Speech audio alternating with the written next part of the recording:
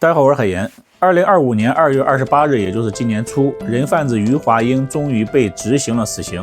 有人说呢，这是中国第一起人贩子被执行死刑的案子。其实这种说法是错误的。严格的说呢，余华英是近年来公开报道当中被执行死刑的第15名人贩子。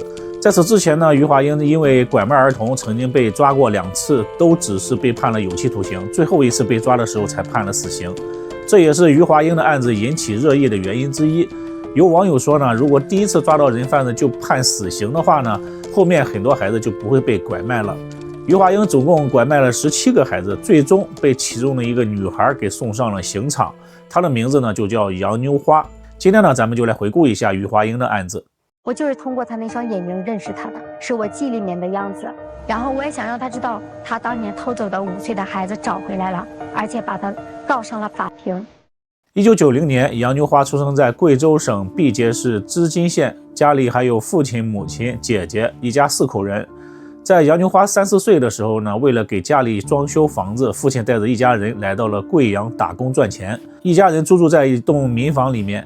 在杨妞花5岁那年，杨妞花的家的隔壁搬来了另一家人，这家人总共3个人，男的姓龚，女的叫余华英，还有一个女儿。记得清清楚楚，就第一天就到我们家借个碗、筷子。不是刚租房子嘛，没买，然后就借了，后来还了，爸爸妈妈就让我们叫他大伯、大伯母。因为对方家里也有一个差不多大的小女孩，而且2家的小孩经常在一起，杨妞花的父母万万都想不到，实际上呢，对方已经盯上了他的孩子。一天，杨妞花的父母没有在家，家里呢只有杨妞花和她的姐姐。余华英来到了杨妞花和她姐姐面前，问杨妞花有什么想要的东西吗？杨妞花想了想说，想要一个织毛衣的针。余华英说，阿姨可以给你买那个针，但是呢，你要跟我一起去买。当时姐姐还劝妹妹不要去，但是杨妞花还是跟着余华英去了。余华英将杨妞花骗走之后呢，带着杨妞花直接坐火车离开了贵阳，前往1600多公里的河北邯郸。时间一长呢，在火车上5岁的杨妞花就开始哭闹着想回家，余华英就恐吓孩子说，你再闹的话，我就把你从火车的窗户里面扔出去。年幼的杨妞花吓坏了，不敢再哭闹。我如果不听话，就把我从火车上扔下去，然后把我带到河北邯郸的时候，我要上厕所，他没带我去，让我等他吃完饭。等他吃完之后，我裤子已经湿了，所以他对我拳打脚踢。到了邯郸之后呢，他们借住在一个叫王富国的家里，可能是因为杨妞花是女孩的原因吧。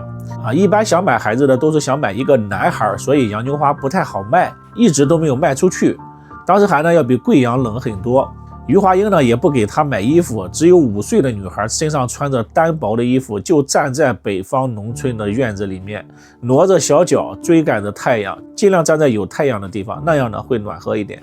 那时候天很冷，我就一直在挪着找太阳，太阳动一点我就往前挪一点，特别冷。因为这个女孩一直没有卖出去，那段时间呢，余华英非常的烦躁，经常打骂她，甚至用开水浇她的头。她在给我洗头的时候，拿那个没有兑过凉水的暖壶里面的水直接浇在了我头上。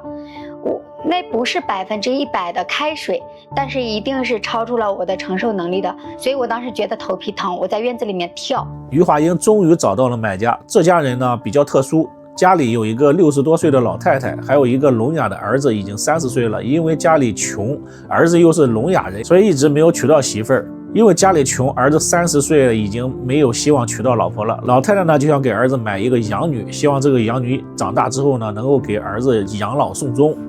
于是呢，将家里的全部积蓄，一共3500元，全部拿了出来，买下了杨妞花，并且给她改名叫李素燕。杨妞花自此就在邯郸和养父以及奶奶住在一起。对于杨妞花是被买来的这件事呢，奶奶并没有隐瞒，奶奶总是告诉她，你父母不要你了，你是被我们花了3500元买来的。养父是聋哑人，在当地给别人修鞋，省吃俭用才攒下了3500元。起初呢，养父对这个小女孩刚开始也是不怎么待见的。可以想象，一个5岁的女孩在这样的家庭条件、家庭氛围之内是多么的压抑。一个5岁的小女孩只能早早的去学着去干家务、刷碗、洗衣服，来讨好养父和奶奶。不过还好的是呢，随着时间的推移，养父将这个女孩当成了自己的女儿。杨妞花上小学之后呢，养父就经常背着奶奶给女孩零花钱，虽然钱不多，但这些呢都是养父帮别人修鞋1毛2毛赚来的。养父是哑巴，在村里经常被欺负，而杨妞花呢同样也得到了这样的待遇。更让人气愤的是呢，村里人没事就在那里说闲话，说杨妞花是被买来，长大之后给养父做媳妇儿的。只要是养父和他一起出现在村子里面啊，就会有人对着他们指指点点。杨妞花小学升初中的时候呢，奶奶在别人劝说之下，让杨妞花辍学了。原因是呢，村里人说了，杨妞花这个孩子一看眼睛大大的、圆圆的，肯定是有主见的人，学习又好，等他考上了大学，一定会离开这里的，那你的钱就白花了。尽管杨妞花乖巧也孝敬奶奶，但是奶奶还是没有把她当做亲孙女，只因为外人一句话就让杨妞花辍学了。杨妞花在这样的环境里长大，村里的人闲言碎语呢，让这个女孩几乎崩溃。于是呢，有了出去打工的想法，但是遭到了奶奶的反对。还好啊，在这个邻居好心大娘的劝说之下，奶奶和养父最终同意让杨妞花出去打工。那年杨妞花只有13岁就出去打工了。杨妞花呢，先是到一个雪糕厂里做女工，1个月只有270元的工资，虽然钱很少，但是她仍然是很高兴的，因为她自己能挣钱了，而且在思想上面她是自由的，所以觉得在外面还是比较轻松的，你只管往家打钱就行，其他的什么都不用想。你还往家打钱了一声？啊，对呀，挣的钱都打给奶奶的呀。之后呢，杨妞花又换了工作，到了一家超市里搬货，然后呢又离开了邯郸，到苏州打工。一个没有学历、无依无靠，在底层打拼的女孩，其中的艰辛是外人无法得知的。2009年，也是在那位好心邻居大娘的介绍之下呢，杨妞花相亲认识了丈夫小许，2个人结婚了，而且还生下了3个孩子。杨妞花终于有了自己的家，并且呢白手起家，还开了一家美容院，生活越来越好。但是在杨妞花的心里呢，一直有一个疙瘩无法解开。虽然从小奶奶一直跟她说啊，她的亲生父母不要她了，但是杨妞花被拐卖的时候已经是5岁了。她清楚地记得，当时亲生父母的经济能力是不错的，父亲呢还经常拿着鸡腿一口一口地喂给她吃。记得呢，她还有一个姐姐，母亲经常给她和姐姐买新衣服穿。这些甜蜜的记忆让杨妞花觉得父母不可能不要自己了，很可能自己是被人拐卖的。于是呢，她决定要去寻找自己的亲生父母。哪怕是他们卖掉我的，我都想回来找一个答案，就是为什么我们这么好的家庭，就是记忆里面父母对我这么好，为什么会舍得卖掉呢？2013年，杨妞花来到了公安局进行采血登记。她还在宝贝回家网站上发布了寻亲的消息，但是一直没有得到任何的回复。2021年，短视频开始兴起，杨妞花也注册了视频账号，在网络上发布了寻亲视频，并且还配上了在养父家里拍的第1张照片。接着他又陆续发布了多条视频，将模糊的记忆整理之后，他亲自露脸拍摄了一段视频。我出生1990年左右，在1996年的冬天农历11月底腊月初被拐到河北邯郸。我记得我爸爸好像叫杨新民，我叫杨妞花，杨妞妞。我姐姐的名字我不知道是不是她名字，我就喊桑英这样的发音。我外婆，我喊外婆是阿布代，阿布代这样的发音。喊妈妈是妈伊，妈伊是这样的发音。杨妞花的寻亲视频被热心的网友转发，更巧合的是呢，这条视频被她的堂妹给刷到了。堂妹第一时间联系了杨妞花的姐姐桑英。杨妞花被拐25年之后，姐妹2人终于取得了联系。杨妞花迫切地想知道这么多年自己的父母有没有找过自己。她甚至想好了，在和父母见面的时候呢，自己要向父母哭诉自己受了多少的委屈，吃了多少苦。但是姐姐一开口就告诉杨妞花一个噩耗，她的父母早就已经离世。这么多年我真的是吃了苦的呀，但是这些苦要给谁讲？我就等着回去想给父母讲，我想埋怨他们几句，我想说，你们知道吗？你们不找我，你们知道这些年我是怎么咬着牙长到现在的，我是玩了多少个心眼子，我是挨了多少骂，挨了多少打，挨了多少的流言蜚语，然后再活到现在。姐姐告诉杨秋花，她丢了之后呢，父母到处去找她，父亲每天带着被子住在汽车站或者火车站那里，希望能够找到杨秋花。整整找了7、8个月，一直没有找到，手里的钱马上就要花完了。无奈之下呢，父亲只能带着母亲和姐姐回了老家。父亲一直无法释怀，整天喝酒来麻痹自己。母亲在丢失孩子之后精神失常，时常对着空气说：“我的妞花回来了。”在吃饭的时候，母亲每次都会摆上洋妞花的碗筷，还跟姐姐商英说：“你不要跟妹妹抢吃的。”还有一次，母亲正在打吊瓶，突然就拿着吊瓶往山上跑。她说听到妞花在山上喊她。1997年，父亲因为常年酗酒胃出血，39岁的年纪就去世了。2年之后，母亲也跟着走了，年仅32岁。一个好好的家，因为女儿被拐，家破人亡。由于杨妞花被拐的时候，只有姐姐桑英在家里，桑英一直都非常的自责，认为是自己弄丢了妹妹。父母去世之后，11岁的杨桑英也成了孤儿，只能跟着舅舅一起生活。13岁的时候辍学外出打工，村里人呢都说他是克星，克没了家里的所有人。哭都不敢哭，因为想着我妈也没了，我以后该怎么活？我住哪儿？谁来养我？毕竟我那时候才12、13岁。虽然舅舅一家对桑英很好，但是呢，桑英依然觉得自己是多余的。他常年在外地打工，性格内向自卑，他受的苦并不比妹妹少，甚至在生活上还不如妹妹杨妞花。得知这些之后，杨妞花没有了和亲人相认的喜悦，她更加的痛恨让他们家破人亡的人贩子。她发誓一定要找到那个人贩子，让他们付出代价。2022年6月5日，杨妞花到了贵阳市公安局报案，警方呢将此案立为刑事案件，展开了调查。杨妞花放下了美容院的生意，回到了邯郸取证，找到了当时的中间人王国富。杨妞花曾经多次询问王国富，年近90的王国富呢就是不肯开口，最后实在是推脱不了了。他说只记得杨妞花是小徐带来的。小徐这2个字顿时让杨妞花回忆起了很多的事情，他脱口而出余华英。当时王国富被吓了一跳。我听到小鱼的那一瞬间，我就给他来了一句余华英，然后他自己很惊讶，他没打算告诉我这个人的名字。他说你记得余华英的名字？我说记得。在报案后1个多月，警方呢找到了新的线索。2004年，一名叫张云的女子曾经拐卖2名儿童被捕，被判了8年。减刑后呢，在2009年释放。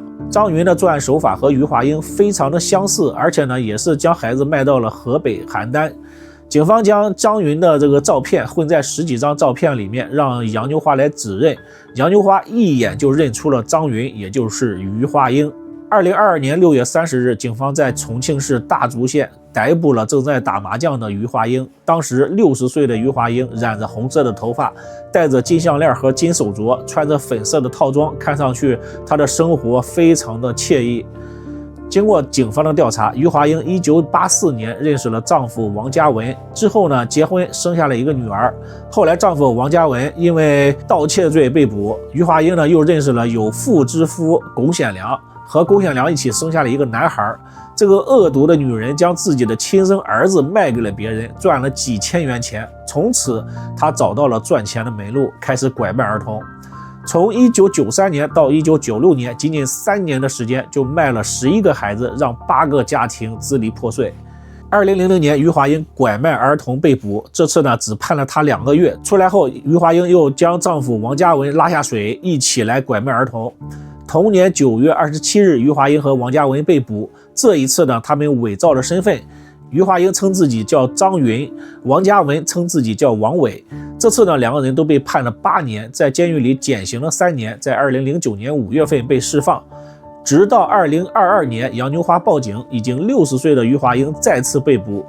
余华英被捕之后呢，将所有的责任都推到了他的搭档王嘉文和龚显良的身上。我不是想自己做，有我同案的路，都是我同案的指挥的。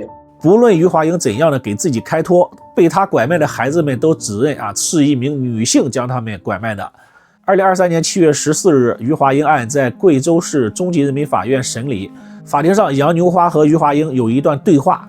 杨牛花说：“你叫余华英，我整整记了你26年了。”你还认识我吗？我认识啊，认识是吧？啊，你叫我余华英，我整整记了26年。一审宣判，余华英被判死刑。余华英不服，提起上诉。当记者采访他，问他对判的死刑满意吗？为什么要上诉？余华英回答：“我怕死。”不是采访，简单聊几句就行。我判我死刑，我有啥子采访的吗？就是您对这个结果自己是不满意的，是吗？判我死刑，我有啥子采访的？我不采访。那您觉得您那个现在后悔吗？我后悔啊，我哪么不后悔？我一直都在后悔。2个月后，二审开庭，余华英认罪，并表示自己非常的抱歉。他说自己当时太年轻了，不懂事才做出了犯罪的事情。杨牛花马上反驳说：“我被你拐卖，我的母亲32岁就已经躺在了坟墓里，难道她不年轻吗？”华英说她30，她当时年轻拐卖了我，但是她当时在拐卖我的时候，她已经30多岁了，她觉得她自己还年轻，走错了路。但是我的妈妈32岁的时候，她就已经躺在了坟里头。余华英偷我的时候，她的年龄比我的妈妈年龄还要大。余华英沉默不语，露出了恶毒的眼神，估计在她心里正想着，当时怎么没有弄死这个小女孩呢？一审的时候呢，余华英只交代了拐卖了11个受害者。二审的时候，警方又调查出被余华英拐卖的还有另外6名受害者，被害者的人数从11人变成了17人，案件被发回重审。2023年11月，余华英的丈夫王嘉文也被捕了。2024年10月11日，重审的一审开庭。2024年10月25日，一审宣判，余华英拐卖17个受害者被判处死刑，并且没收全部个人财产。余华英的丈夫王嘉文也被判了16年的有期徒刑。2024年12月19日，二审维持原判。杨牛花来到了父母的坟前，哭着说：“爸妈，我终于将人贩子给送进去了。”我把余华英送进去了吗？2025年2月28日，贵州省贵阳市中级人民法院依照法定程序对余华英执行了死刑。这个恶毒的人贩子终于付出了生命的代价。有网友评论：余华英做梦也没有想到，被他拐卖的小孩子最后将他送走了。还有网友说，余华英最终拿到了毕业证。余华英虽然已经正法，但是他对那些破碎的家庭造成的伤害是永远无法弥补的。被他拐卖的17个孩子当中呢，其中有2名孩子不愿意和亲生父母相认，就是因为这些人贩子原本幸福的家庭变得支离破碎，甚至父母和孩子天人两隔。这些人贩子真的是罪该万死，只有死刑才能震慑住这些恶魔。好了，感谢收看，别忘了点赞支持一下，我们下期再见。